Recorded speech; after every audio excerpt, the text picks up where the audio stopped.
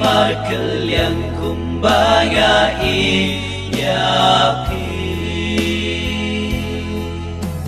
Kaji ikalo kabaya syaslem Kaji ikalo kabasbu Kane kau kumjongan